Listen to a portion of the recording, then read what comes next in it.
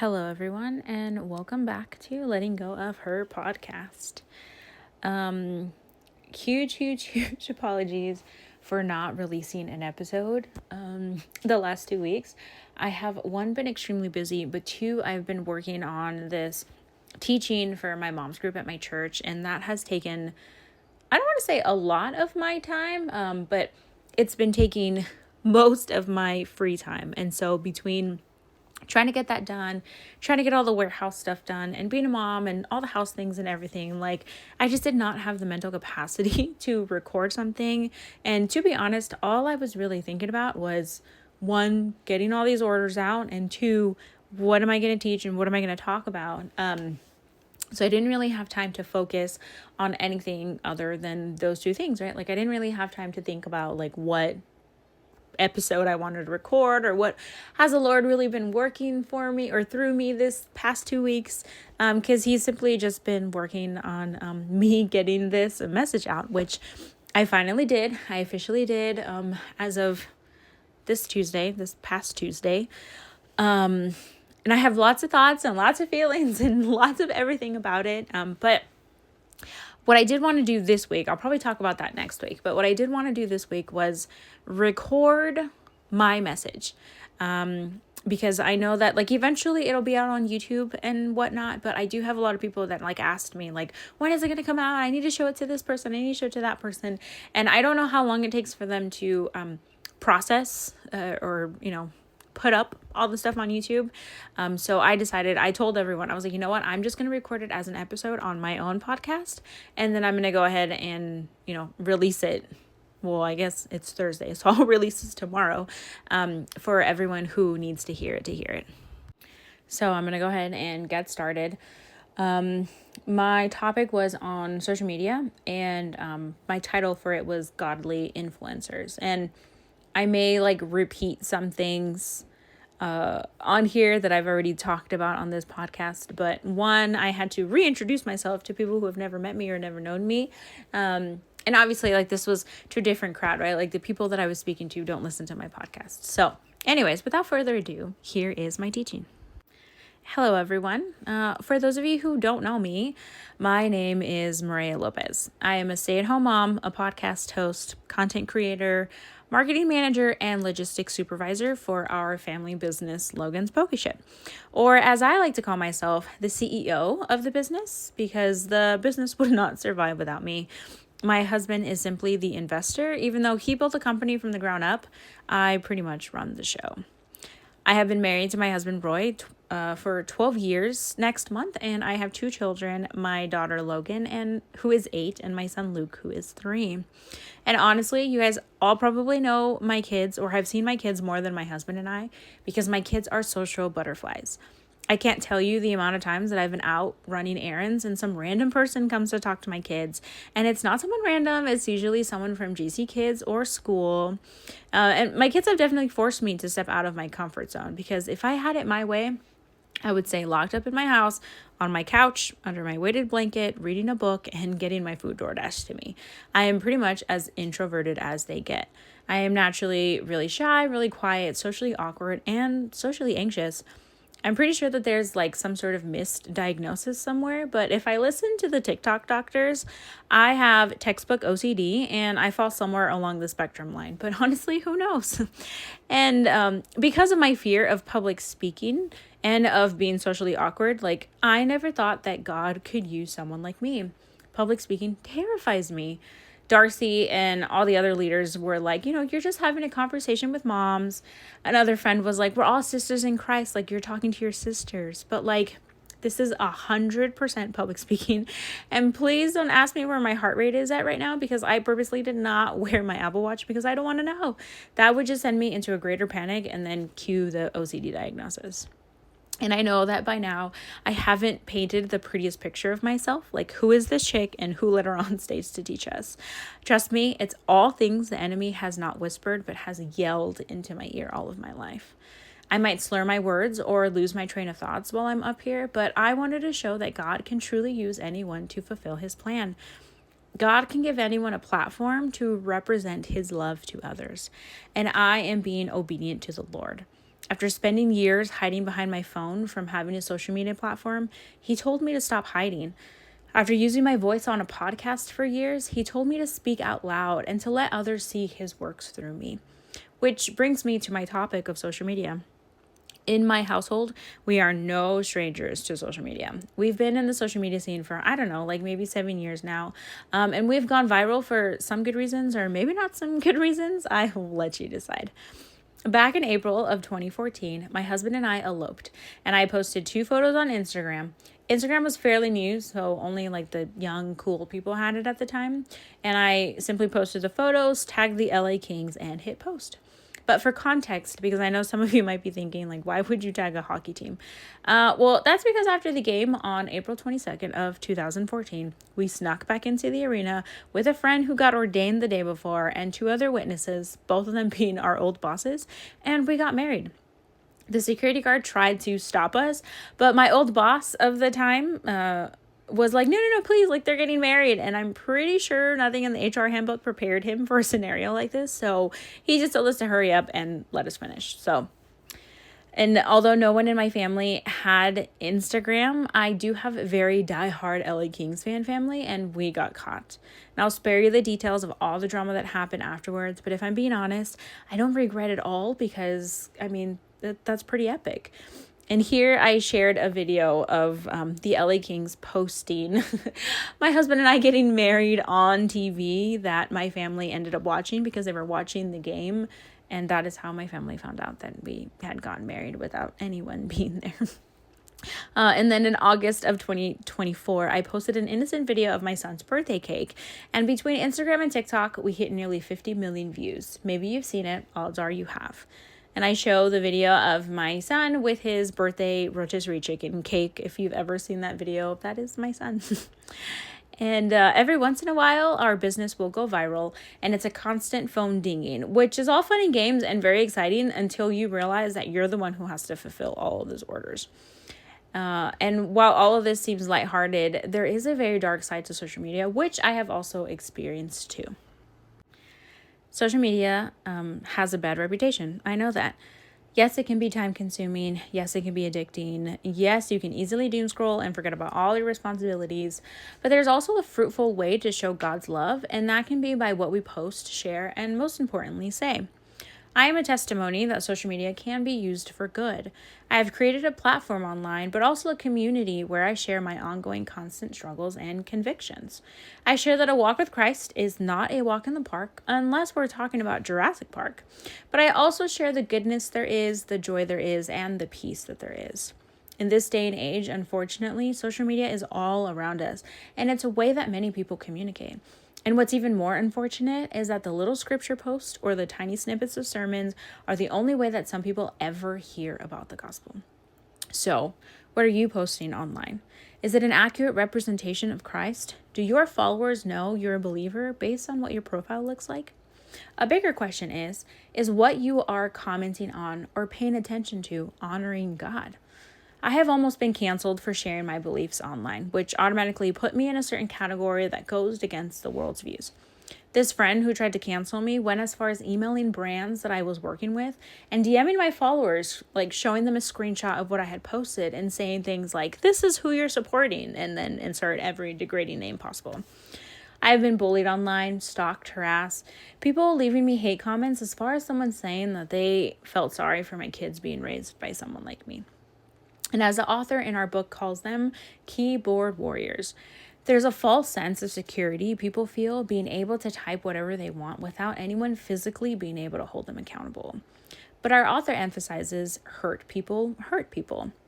Ephesians 6:12 says, "For we do not wrestle against flesh and blood, but against the rulers, against the authorities, against the cosmic powers over this present darkness, against the spiritual forces of evil in the heavenly places." This verse reminds us that the battle is not between flesh, but spiritual. These keyboard warriors are angry at the world, not at you. Something you said or posted triggered them, and that spiritual battle inside of them erupted, and you were just on the receiving end. And it's so easy for us to get triggered and want to fight right back. But let's not forget that words can cause more harm because we never know the full story. James 3:5-6 says, "So also the tongue is a member, yet it boasts of great things. How great a forest is set ablaze by such a small fire. And the tongue is a fire, a world of unrighteousness. The tongue is set among members, staining the whole body, setting on fire the entire course of life, and set on fire by hell." And sure, we aren't necessarily using our tongues to say these things, but are your fingers typing for your tongues? Do you know a keyboard warrior? Are you a keyboard warrior? There's a temptation online to correct everything, to comment, debate, and set the record straight. We see a post we disagree with, and suddenly our thumbs are ready for battle. Whether we are the keyboard warriors or on the receiving end, we need to remember that silence can be holy. And as believers, we should know the importance of leaving our hurt at His feet so that we don't bleed on those who haven't surrendered yet. Not every comment left to us deserves a response, and not everything we disagree with deserves to disturb our peace. Our author gives us two options on how to handle this situation. One, we can jump in the pit blindly, because sometimes we tend to think that by joining this person in the comments is somehow going to save them, or that by proving your point is right will change their opinion. Or two, we can keep walking or scrolling. And on the internet, especially in the comment section, everyone is watching, and everyone can click on your profile and see who you are or who you claim to be. Unbelievers are watching, and they watch thoroughly. Once something is posted, you kind of can't take it back. With a quick side button on your phone, and bam, a screenshot is saved, and that comment could haunt you forever. So here's a question we should all ask ourselves before responding. Does this comment represent Jesus? James 1:19 says, "Know this, my beloved brothers, let every person be quick to hear, slow to speak, slow to anger." Slow to speak, slow to anger. Not type fast and hit send. It is okay and healthy to set boundaries to a conversation that is not fruitful and simply walk away, especially from a stranger. We don't have to win arguments. We are called to represent Christ. And although we aren't physically speaking, sometimes that false sense of security hiding behind our phones gives us a greater sense of power. But what use are our voices if we are not using them for good? Philippians 4:8 says, "Finally, brothers, whatever is true, whatever is honorable, whatever is just, whatever is pure, whatever is lovely, whatever is commendable, if there is any excellence, if there is anything worthy of praise, think about these things." But I would like to change it to talk about these things. May everything we type be praiseworthy to God, or slow to speak, slow to anger, and scroll away. May everything we post be honoring God. When followers look at our profile, may they feel the love of Jesus, because we know that everyone is watching. So give them something they can look at for eternity.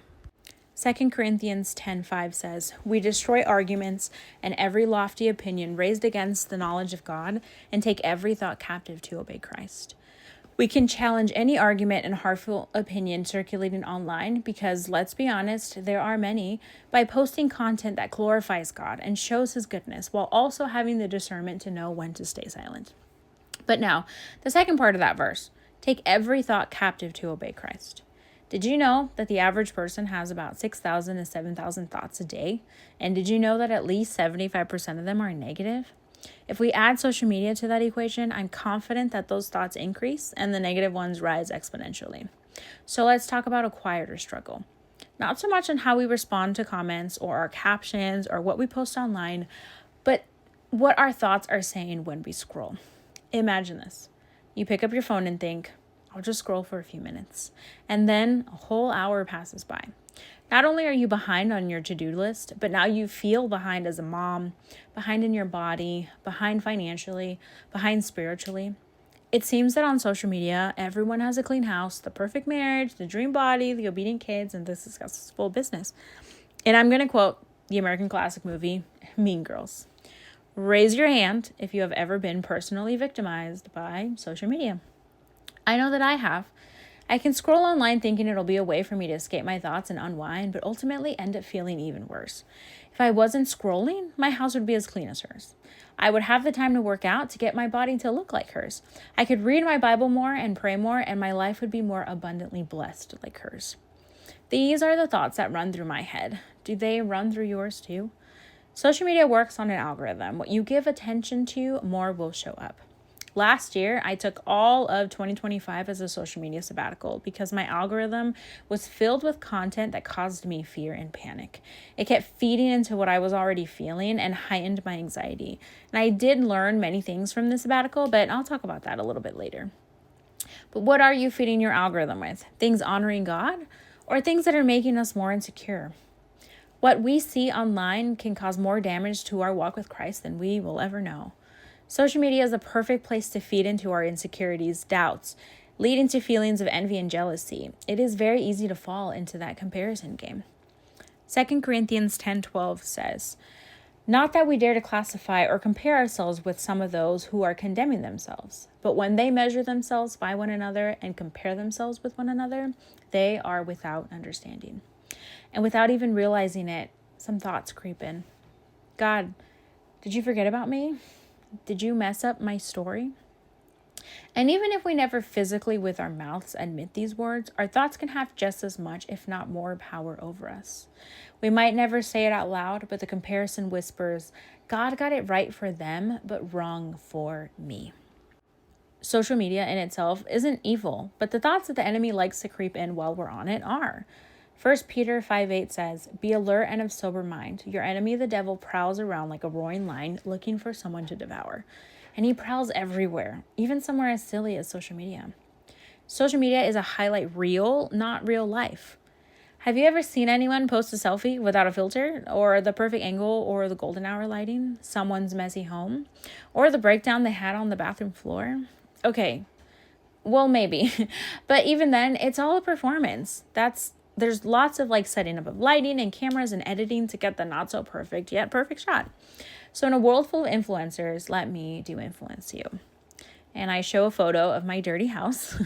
Here's my messy home. I don't do the nighttime reset to wake up to a clean house. Sometimes I do when I have the energy, but between running a business and being a mom, I do not. And my sleep is more of a priority to me than waking up to a clean house. I show a photo of my husband and what my house looks like when we're creating content. There's lights everywhere and my house looks like a complete set. And I say, sometimes my house looks like a set because we need to create content for our business.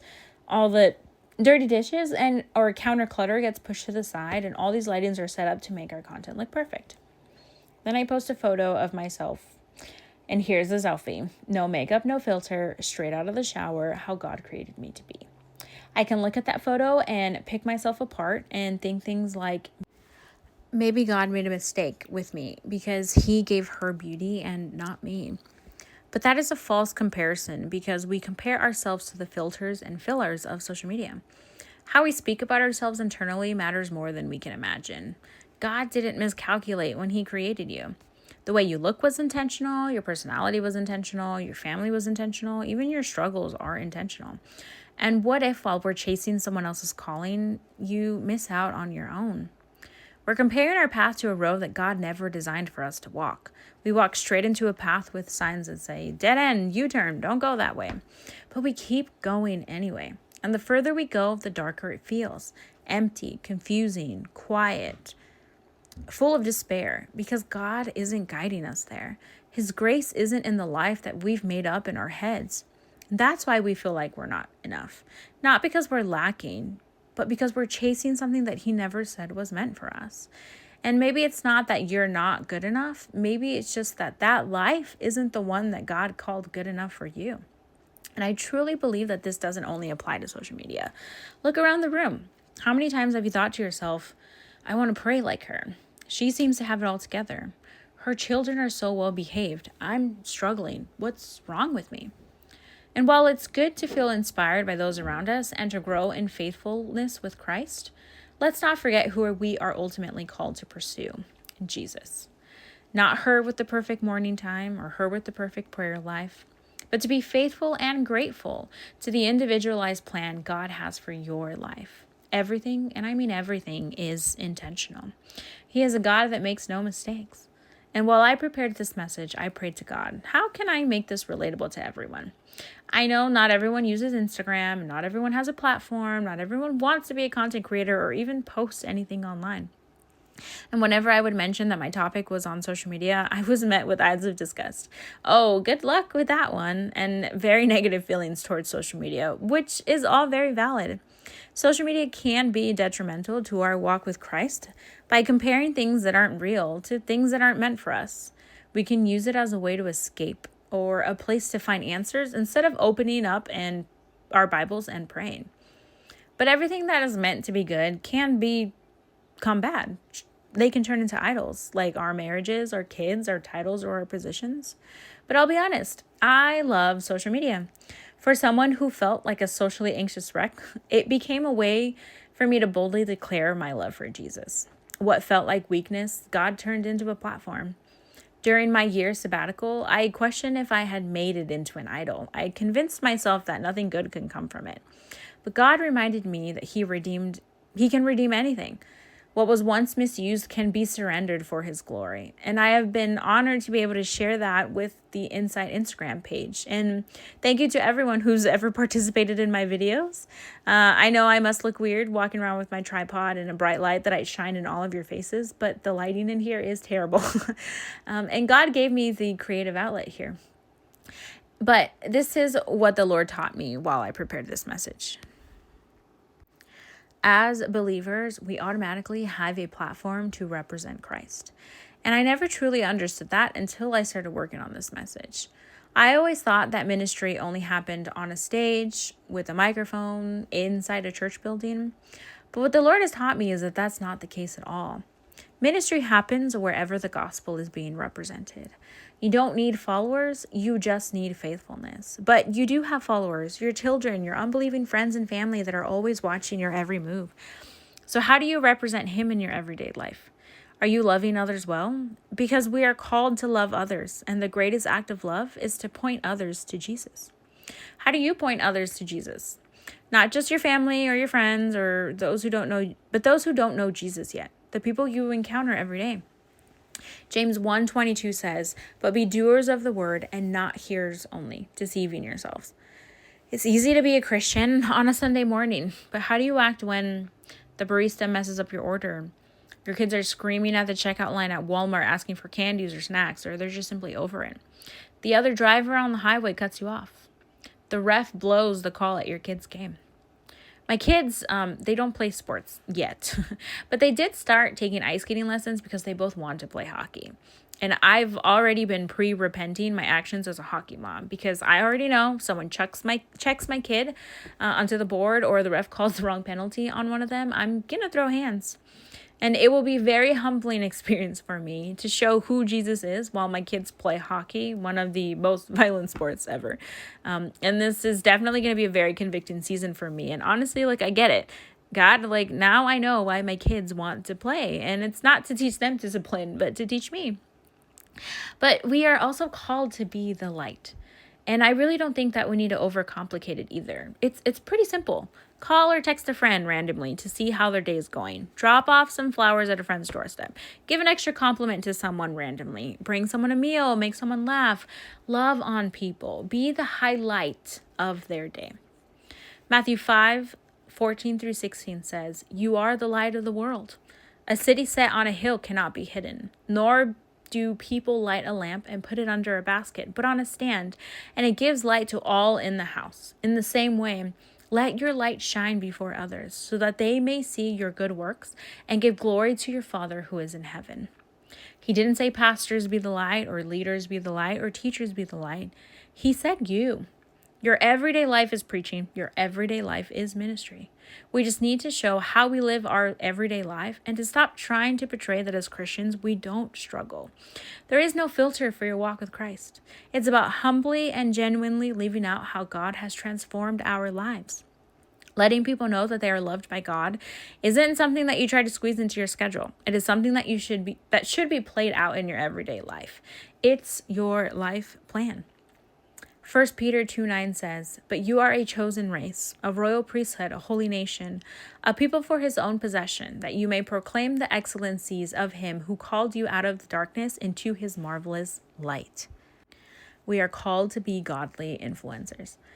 We often allow those negative thoughts to take over, feeling like we're not good enough or that we need to have it all together to be used by God. But those feelings of insecurity will never go away until we truly surrender them to the Lord. Kyle Idleman said, our very weaknesses, our very imperfections, those things that we feel insecure about can showcase God's grace. Acknowledge them and use them to grow. I remember sitting at Chesney's dining room table, and we were all having a meeting over the plans for Insight and who was going to teach which chapter. And while everything was getting assigned and settled, I remember having a silent panic attack. My body was telling me that I was in danger, that I needed to run. But my mind was telling me, you're not good enough. You don't belong at that table. And I remember praying to God and telling him, like, I think you made a mistake. I'm not supposed to be here. Surely there is someone more qualified than me. And this was something that I had been praying about for years, to be able to be up here and to be able to be teaching. Yet the enemy still wanted me to feel like I didn't belong. But God said, Maria, you are the light. And I want to remind you that you too are the light. So shine bright. My prayer for today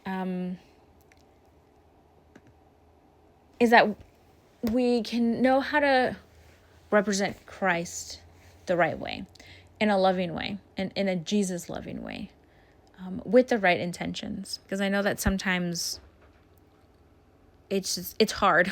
It's hard to love on people, especially people who hurt us or people who annoy us or frustrate us or whatever. And those are all valid feelings to have. But it's a sin when we don't act right. It's a sin when we react to those feelings and those emotions without love. So I just pray that everyone just be reminded that you are the light and that you are called to represent Christ. And we're not going to do it right all the time, but I know that just by simply loving him, we can love on others. And I just pray that you know that you are the light, and you are the light to so many people that are around you, even if you don't notice it, but you are. And I pray this all in your son's name. Amen.